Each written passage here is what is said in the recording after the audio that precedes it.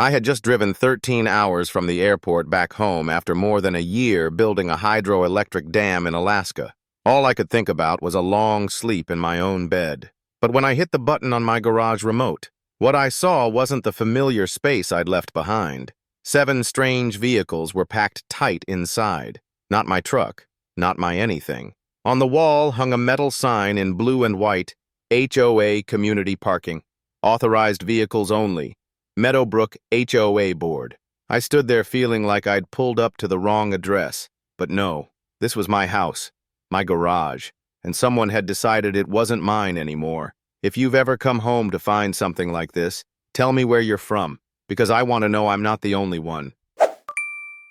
My name is Isaac Warner. I'm 47 years old, a civil infrastructure engineer who spent the last 13 months in the middle of nowhere, Alaska, working on a dam project. I bought this house in Meadowbrook, Colorado, 4 years ago, and I checked everything before I signed. The property deed was clear my lot sat outside the HOA boundary by 187 feet. I built this 3-car garage 2 years ago with money I saved. Permits I filed myself, and concrete I poured on weekends. It was legal, recorded, and mine. That boundary was filed with the county clerk on June 15th. 2019.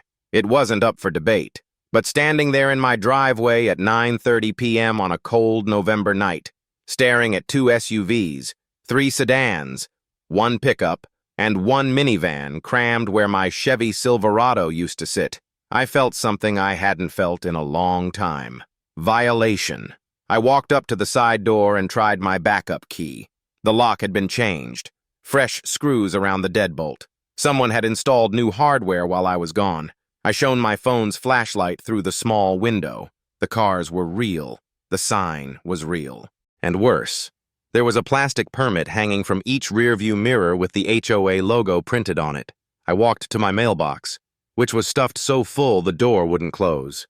I pulled out a thick stack of junk mail and 1 envelope with the Meadowbrook HOA return address. Inside was a single sheet of paper dated 11 months ago.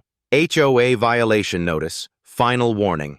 It stated that I was required to remove vehicles or structures in violation of community aesthetic standards within 30 days, or the garage would be considered abandoned and reallocated for community benefit. The kicker.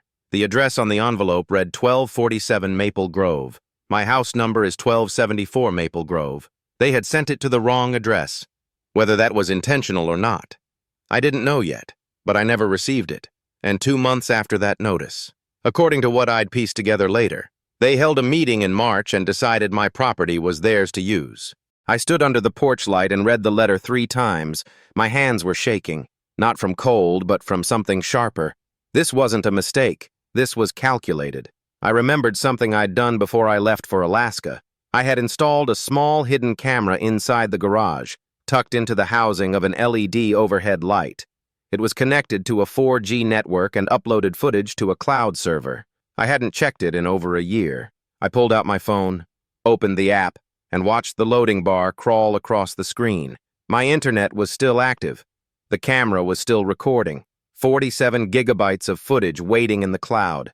I didn't open it right then, but something in my gut told me that whatever was on that footage, it was going to change everything. Across the street, I saw Mrs. Brennan peeking through her curtains. She was 68, lived alone, and used to wave at me every morning. I walked over. She opened the door before I could knock, but only a crack. "Isaac," she said quietly, "I didn't know you were back."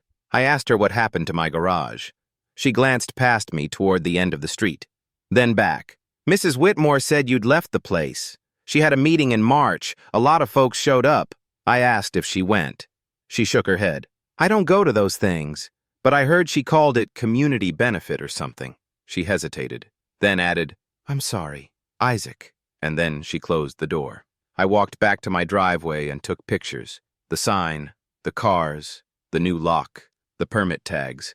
I didn't know what I was going to do yet, but I knew one thing for sure. Someone had decided my property was theirs to take. Someone thought they had the authority to break into my garage, change my locks, and turn my space into a parking lot. And that someone had a name, Carolyn Whitmore, president of the Meadowbrook HOA. I'd seen her at a neighborhood meeting once. Years ago, blonde hair, sharp voice, always in a blazer like she was closing a deal, which she used to do, back when she sold real estate. I stood there in the cold, looking at my own house like it had been stolen in broad daylight. I had just spent over a year in the Alaskan wilderness solving impossible problems. I was tired. I wanted rest, but instead, I was staring at 7 strangers' cars sitting in my garage with a counterfeit sign on my wall. I pulled out my phone one more time and opened the cloud footage app. The thumbnail of the first video showed the inside of my garage, empty and quiet. Dated October 10th, 2023, the day I left. I scrolled forward. March 15th, 2024. The thumbnail changed. There were people inside, and one of them was holding a crowbar. I didn't sleep that night. I sat at my kitchen table with my laptop open, scrolling through hours of garage footage. The camera had captured everything. On March 15th at 9:42 a.m., a white van pulled up. 2 men got out, one with a toolbox, the other a crowbar. Standing behind them, arms crossed, was Carolyn Whitmore. She pointed at the lock. They pried it open, installed a new deadbolt, and left 11 minutes later. Over the next week, 7 cars arrived one by one, and each time, Carolyn was there with a clipboard, handing out plastic permits like she was running a paid lot. The next morning, I drove to the HOA office. It was located inside the Meadowbrook Community Center, a low brick building at the far end of the neighborhood. I walked in at 8:30 a.m., and the receptionist looked up from her computer. I told her I needed to speak with Carolyn Whitmore. She hesitated, then picked up the phone. 2 minutes later, Carolyn walked out of a back office, black blazer, heels clicking on tile. She smiled, but it didn't reach her eyes. "Mr. Warner," she said, like she'd been expecting me. "I heard you were back. Welcome home." I didn't return the smile. I told her I needed an explanation for why my garage was being used as a parking lot. She gestured toward a small conference room off to the side and said we could talk in private. I followed her in. She closed the door, sat down across from me, and folded her hands on the table like we were about to negotiate a business deal. I stayed standing. I asked her directly why the HOA thought it had any authority over my property. She tilted her head slightly, that fake sympathetic look people use when they think you don't understand something. "We sent you a violation notice," she said. "You didn't respond. According to our emergency reallocation policy for abandoned structures, the HOA has the right to repurpose property that's not being maintained for the benefit of the community." I pulled out my phone and showed her the envelope with the wrong address. I told her I never received it. She glanced at it, shrugged, and said, "That's unfortunate, but it doesn't change the procedure. The notice was sent. You didn't reply. We followed protocol." I told her there was no emergency reallocation policy in the HOA bylaws. I'd read them before I bought the house. She waved a hand dismissively. "It was added during the board update last February." I felt my jaw tighten. I told her my house wasn't part of the HOA. She leaned back in her chair, and for the first time, I saw something flicker across her face. Not confusion, confidence. She reached into a folder on the table and slid a thick stack of papers toward me. "The boundary was adjusted," she said calmly. "We held a special emergency meeting on February 12th of last year. The board voted to expand the HOA jurisdiction to include your lot for purposes of landscape planning and community cohesion. It's all documented right here." I picked up the papers. There were 5 signatures from board members, a typed agenda, and a resolution declaring that Lot 12, Block 3 was now within HOA boundaries. I read it twice. Then I looked up at her and said, "This meeting isn't legal." She raised an eyebrow. I continued. "Under Colorado Revised Statutes Title 38, Article 33.3, any expansion of HOA boundaries requires a vote of 66% of all homeowners in the community, not just the board. You can't just decide to take someone's property because you had a meeting." Her face hardened. She said, "You're not a lawyer, Mr. Warner." I replied, "No, but I know how to read the law." The room went quiet for a moment. Then she leaned forward, her voice dropping into something colder. "If you want to fight this, you're welcome to try. But I'll tell you right now, it's going to cost you a lot of time and money. And in the meantime, those cars are staying exactly where they are. If you interfere, we'll file a complaint against you for obstruction of community operations and request a court order to have your garage demolished as a non-compliant structure." I felt the anger rise in my chest, but I kept my voice level. I told her I wasn't going to interfere. I was going to do exactly what she suggested. I was going to follow the law, and so was she, whether she wanted to or not. I walked out of that office and sat in my truck for a long time, staring at the stack of fake meeting minutes she'd handed me. The anger settled into focus. I needed proof. I pulled out my phone and called the county clerk's office. I asked if there had been any amendments filed to the Meadowbrook HOA boundaries since 2019. The clerk put me on hold, came back 2 minutes later, and said, "No, sir, nothing on file." I thanked her and hung up. So Carolyn's meeting, her vote, her entire justification, it was all theater. She had fabricated a legal process and hoped no one would challenge it. But why? Why go through all that trouble for a garage? I opened my laptop and pulled up a satellite view of Meadowbrook. I zoomed out and started looking at the surrounding area. That's when I saw it. Just past the eastern edge of the HOA boundary, there was a large, undeveloped lot marked with a planning notation, Meadowbrook Commons, mixed-use development. Projected start 2026. I pulled up the county planning documents. The project was a combination of retail and residential units. And if my garage became official HOA property, it could be sold or incorporated into that development as part of a land package. I searched for Carolyn's name. She was listed as a co-owner of Whitmore and Associates, LLC, a real estate consulting firm. And Whitmore and Associates had a contract with Meadowbrook Commons Development Corporation. Consultation fee, $45,000. If the HOA controlled my lot, she could broker it into the development and bump that fee even higher. This wasn't about community benefit. Carolyn Whitmore wanted my garage because she was doing it for money. I sat back in my seat and let that sink in. She had committed trespassing, installed a fraudulent sign, falsified HOA jurisdiction, and now I knew why. I looked at the fake meeting minutes again, then at the footage on my laptop. I didn't have all the pieces yet, but I was close. And Carolyn Whitmore had no idea what was coming. I needed a lawyer who specialized in HOA property disputes. I spent the next morning making calls. The third firm I contacted put me through to Thomas Grayson. He was 45 years old, had 18 years of experience in real estate litigation, and his voice on the phone was calm and measured. I told him the situation in under 3 minutes. He listened without interrupting. When I finished, he said, "How soon can you get to Denver?" I told him I could be there by 2 p.m. He said, "Bring everything." Indeed, the fake meeting minutes, photos, and that camera footage. We're going to need all of it. His office was on the 10th floor of a glass building downtown. The consultation fee was $400 an hour. But Grayson told me up front that if the case was as clear-cut as it sounded, he'd take it on contingency plus costs. I sat across from him in a conference room with a view of the mountains and laid out every document I had. He went through them methodically, the deed, the HOA violation notice with the wrong address, and the fabricated board meeting minutes. When he finally looked up, he said, "This is textbook illegal. The HOA has no jurisdiction over your property. The boundary amendment was never filed with the county, which means it doesn't exist. And even if they had tried to file it, Colorado law requires a supermajority vote from homeowners.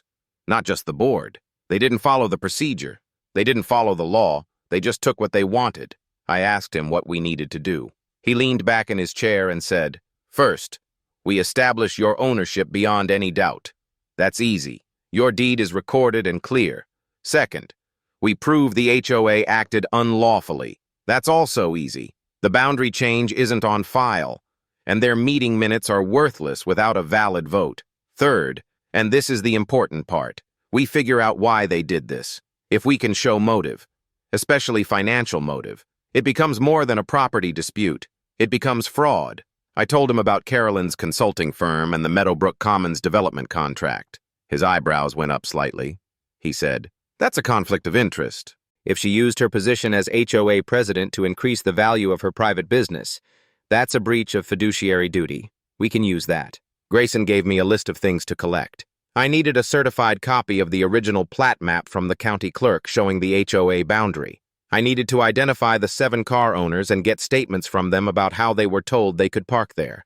I needed to download and preserve the full camera footage with metadata intact. And if possible, I needed financial records showing whether Carolyn or the HOA collected any money from those car owners. He told me to move fast, because once we filed a formal complaint, Carolyn would lawyer up and things would get harder. I left his office at 4 p.m. For the first time in weeks, I felt like I had a plan. The next morning, I drove to the county clerk's office and requested a certified copy of the Meadowbrook HOA plat map recorded on June 18, 2019. The clerk printed it out, stamped it, and charged me $25. I held that map in my hands like it was gold. It showed the boundary line in red ink, and my property was clearly outside it by 187 feet. No amendments, no changes. Just the original legal boundary that had been on file for over 5 years. I made 3 copies and put the original in a fireproof document box at home. Next, I went back to my garage and photographed the license plates of all 7 vehicles. I ran the plate numbers through a public records search service and got the registered owners' names and addresses. 5 of them lived inside the Meadowbrook HOA community. 2 lived in adjacent neighborhoods. I decided to start with the one closest to me. His name was Paul Hendricks, 38 years old, an IT technician. His red SUV was parked in the middle slot of my garage. I found his phone number through a reverse lookup and called him that afternoon. When he picked up, I kept my tone calm and respectful. I said, "Hi, Mr. Hendricks. My name is Isaac Warner. I own the garage where your vehicle is currently parked. I'm not calling to cause trouble, but I need to ask you a few questions. Did you pay anyone to park there?" There was a pause on the other end. Then he said, "Yeah, I've been paying Mrs. Whitmore. She's the HOA president. She told me it was an HOA-approved community parking space. I pay her $150 a month. It's been really convenient because my house doesn't have a garage." I asked him if he had a written contract. He said, "No, just a handwritten receipt each month." She said it didn't need a formal contract because it was an internal HOA thing. I asked him how long he'd been paying. He said, "Since April, so that's 8 months now." I did the math in my head. $150 times 8 months was $1,200, times 7 cars. That was potentially over $8,000 Carolyn had collected, and none of it had gone through official HOA accounts. I thanked Paul and told him I'd be in touch. He sounded confused but cooperative. I hung up and sat in my truck, staring at my notes. Carolyn wasn't just using my garage for free parking. She was running an illegal paid parking operation on my private property and pocketing the cash. That turned this from a property dispute into theft. I opened my laptop and accessed the camera footage again. I scrolled to late March and found exactly what I was looking for. On March 25th at 3:15 p.m., Carolyn stood inside my garage talking to a man in a blue jacket. He handed her an envelope. She opened it, counted what looked like cash, and tucked it into her purse. I paused the frame and zoomed in. On the outside of the envelope, in blue ink, were the words $150, April. I downloaded that clip and a dozen others showing similar exchanges, then backed everything up across multiple secure locations with metadata preservation verified by a digital forensics consultant. 2 days later, he sent me an 8-page report confirming the timestamps, GPS coordinates, and file integrity. The video was real. The evidence was solid. And now I had proof that Carolyn Whitmore had been collecting money from 7 people to park on my private property without my knowledge or consent. She'd turned my garage into her business, an illegal one, and that was going to cost her everything. Grayson and I spent the next 3 days building the case. He drafted a formal complaint and demand for a public hearing, attaching the property deed, the certified plat map, and the county clerk's confirmation that no boundary amendments had ever been filed. Colorado law required the HOA to hold a hearing within 21 days of receiving a formal complaint from a homeowner. Technically, I wasn't a homeowner under their jurisdiction, but Grayson argued that since they'd claimed authority over my property, they were obligated to respond. We sent it by certified mail on a Thursday morning. Carolyn signed for it on Friday at 10:15 a.m. 2 days later, I got a phone call. It was Carolyn. Her voice was tight, controlled, but I could hear the anger underneath. She said, "You're wasting everyone's time with this. We have legal standing, and you're going to lose." I told her I'd see her at the hearing.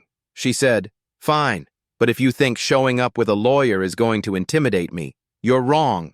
We've dealt with people like you before," I said. "People like me? You mean people who own their property legally and don't appreciate being robbed?" She hung up without another word. I sat there staring at my phone. She wasn't backing down. That meant she either believed her own story or she thought she could bluff her way through this. Either way, she was wrong.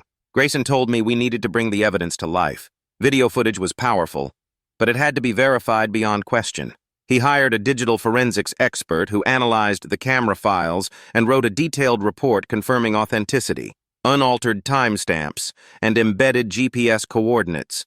The report cost me $1,200, but it meant that when we played that footage at the hearing, no one could claim it was fake. Each new document felt less like evidence and more like armor. I was building a case that couldn't be torn down. I also went back to Paul Hendricks. I called him again and asked if he'd be willing to provide a written statement about his arrangement with Carolyn. He hesitated at first, but when I explained that he'd been lied to and that the parking space was never legally hers to rent, he agreed. He said, "I had no idea. She told me it was official HOA parking. I wouldn't have paid her if I'd known it was someone's private garage." He sent me a signed statement 2 days later, along with copies of the handwritten receipts Carolyn had given him each month. Each receipt was dated, signed by her, and listed the amount $150. I did the math again. Paul had paid her $1,200 over 8 months. If the other 6 car owners had similar arrangements, Carolyn would have collected close to $800 in cash. But that wasn't the most important discovery. Grayson's investigator dug deeper into Carolyn's business dealings. Whitmore and Associates LLC had a consulting contract with Meadowbrook Commons Development Corporation for $45,000. But there was a draft amendment to that contract, found in an email chain that had been leaked by someone inside the development company. The amendment increased the consulting fee to $78,000, contingent on the HOA acquiring additional land adjacent to the development site. My garage sat on that land. If Carolyn could legitimize the HOA's claim over my property, she'd personally profit from an additional $33,000. That was the motive. That was why she'd fabricated meeting minutes, sent notices to the wrong address, and broken into my garage. This was never about the community. It was about her bank account. Grayson also filed a complaint with the Meadowbrook County Sheriff's Office, requesting an investigation into potential criminal trespass and theft by deception. The deputy assigned to the case, Mark Callahan, reviewed our evidence and agreed to attend the HOA hearing as an observer. He told Grayson over the phone, "If what you're showing me holds up in a public setting, we'll have grounds to move forward with charges." That was exactly what we needed. The hearing was scheduled for Thursday, November 14th, at 7 p.m. in the Meadowbrook Community Center. Grayson told me to stay calm, let the evidence speak, and not to react no matter what Carolyn said. He said, "She's going to try to make you look unreasonable. Don't give her the satisfaction. We're going to let her hang herself with her own words." The night before the hearing, I sat in my kitchen and opened the camera footage one last time. I watched Carolyn standing in my garage, directing workers, collecting cash, smiling as she pocketed money that wasn't hers. She'd built her scheme on the assumption that no one would ever call her out. Tomorrow, in front of 83 residents and a sheriff's deputy, that assumption was going to collapse, and I was going to be the one holding the evidence when it did. The community center was packed. I arrived at 6:45 p.m., 15 minutes early, and the parking lot was already full. Grayson met me at the door with his briefcase and a calm expression that I was starting to recognize as his courtroom face. He said, 83 people signed in. That's a record for this HOA. Word got out. I looked through the glass doors and saw rows of folding chairs filled with residents. Some I recognized, most I didn't. At the front of the room sat a long table with 5 chairs. 4 of them were occupied by HOA board members. The center seat, directly under the Meadowbrook HOA banner, was empty. That was Carolyn's chair. She wasn't there yet. We walked in and took seats in the second row. Deputy Mark Callahan was already there, standing near the back wall in uniform, arms crossed, watching quietly. A few people glanced at him, then at me, and whispered to each other. The energy in the room was tense, curious, and a little bit electric. At 6:58 p.m., the side door opened and Carolyn Whitmore walked in. She wore a crisp suit jacket and carried a leather portfolio like she was walking into a negotiation she'd already won. She didn't look at me. She walked straight to the head table, sat down, and opened her folder. One of the other board members leaned over and whispered something to her. She nodded once, then tapped the microphone. "Good evening, everyone. Thank you for attending tonight's special hearing. We'll begin shortly." Grayson leaned toward me and said quietly, "Let her talk first. Don't interrupt. When it's your turn, stay calm and factual." I nodded. My hands were steady, but my heart was beating hard. This was it. Carolyn cleared her throat and began. She said, "We're here tonight to address a complaint filed by Mr. Isaac Warner regarding the use of a garage structure on Maple Grove. The HOA has acted in full accordance with our governing documents and emergency reallocation policies. Mr. Warner was notified of violations over a year ago and failed to respond. The board made the decision, in the interest of the community, to repurpose the structure for temporary parking to alleviate congestion in the neighborhood. We stand by that decision, and we're here tonight to explain our position and hear Mr. Warner's concerns." She said it all so smoothly, so confidently, like she was reading from a script she'd rehearsed a dozen times. A few people in the audience nodded. I felt a flash of anger, but I kept my face neutral. Grayson stood up. He introduced himself, stated that he was representing me, and asked permission to present evidence. Carolyn hesitated, then said, "You may proceed." Grayson walked to the front of the room, where a projector had been set up. He connected his laptop, and the screen behind the board table lit up. The first image was my property deed, blown up large enough for everyone to read. Grayson said, "This is the recorded deed for Lot 12, Block 3, Meadowbrook Edition. It clearly states that this property is outside the HOA jurisdiction. It was recorded with the county clerk on June 18th, 2019. No amendments to the HOA boundary have been filed since that date." A few murmurs rippled through the crowd. He clicked to the next slide. It was the certified plat map from the county, showing the red boundary line with my property 187 feet outside it. He said, "This is the official map on file with Meadowbrook County. Mr. Warner's lot is not, and has never been, subject to HOA authority." The room went quieter. Carolyn's face didn't change, but I saw her grip the edge of the table a little tighter. Grayson continued, "In February of last year, the HOA board claimed to have held an emergency meeting to expand the boundary and include Mr. Warner's property. However, under Colorado Revised Statutes Title 38, Article 33.3, any amendment to HOA boundaries requires a vote of 66% of all homeowners. Not just the board. No such vote occurred, and no boundary change was ever filed with the county. The meeting minutes provided by Mrs. Whitmore are legally invalid." Someone in the third row said, "Wait, what?" Another voice added, "So it was never legal." Grayson let that sit for a moment. Then he clicked again. The screen showed the first frame of the camera footage. It was dated March 15th, 2024, at 9:42 a.m., Grayson said. "This is security footage from inside Mr. Warner's garage. What you're about to see is the HOA breaking into private property without permission, changing the locks, and installing unauthorized signage." He hit play. The room watched in silence as two men with a crowbar pried open the garage door. Carolyn stood behind them, clipboard in hand, directing the operation. The footage showed them removing the old lock, installing a new one, and hanging the blue and white HOA parking sign on the wall. It took 11 minutes. When it was over, someone whispered, "Oh my God." Grayson paused the video. He said, "This is criminal trespass, and it gets worse." He played the next clip, March 25th, 3:15 p.m. Carolyn was inside the garage, talking to a man in a blue jacket. The man handed her an envelope. She opened it, counted cash, and tucked it into her purse. Grayson zoomed in on the envelope. Written in blue ink were the words, $150, April. He said, "Mrs. Whitmore has been collecting $150 per month from 7 vehicle owners, telling them this was official HOA parking. Over 8 months. That's approximately $8,400.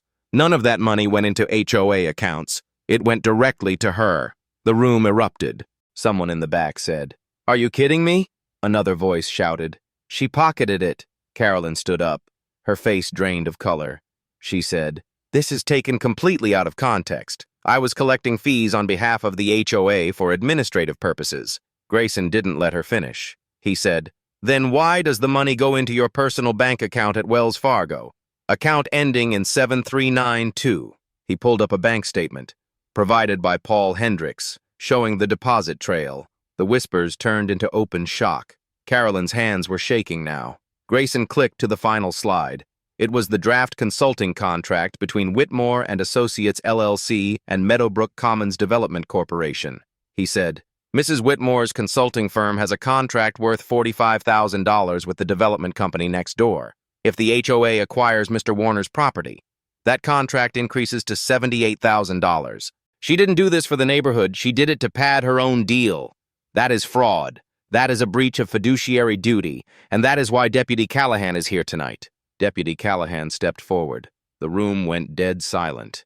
He said, Mrs. Whitmore, based on the evidence presented here tonight and the arrest warrant issued this afternoon by the District Attorney's Office, I'm placing you under arrest for criminal trespass, theft by deception, and fraud. You have the right to remain silent.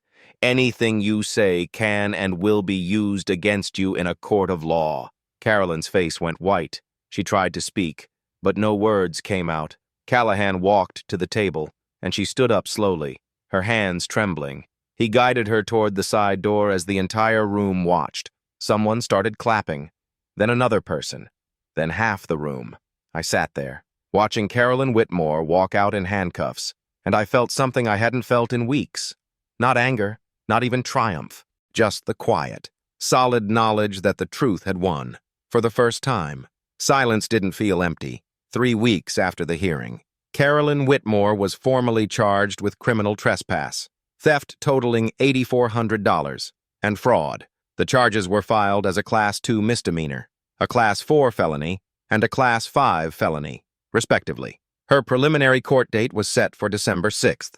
She was removed from the HOA board permanently, and her consulting contract with Meadowbrook Commons Development Corporation was terminated the same week. The HOA issued a public apology and agreed to reimburse the 7 car owners who had been misled. Carolyn was also ordered to pay me $12,400 in damages, covering legal fees, forensic costs, and compensation for the unauthorized use of my property. The court also held a final hearing on vehicle ownership on December 2nd. I presented the footage, the statements, and the fact that the 7 cars had been parked on my private property for over 90 days without my consent or any legal right from their owners. The judge reviewed Colorado Revised Statutes Title 42, Article 4, Section 2105, which covers abandoned vehicles on private land. Under that statute, because the cars had been placed there through fraudulent means and the owners could not prove lawful permission from me, the court issued a preliminary order transferring ownership of all 7 vehicles to me, effective 15 days after the ruling if no appeals were filed. None were. I didn't keep the cars. I reached out to each of the 7 owners, including Paul Hendricks, and made them an offer. I told them they could reclaim their vehicles by paying me $150 for each month they had parked there, treating it as retroactive rent. 6 of them agreed immediately and thanked me for being reasonable. The 7th car, an old minivan, belonged to someone I couldn't reach.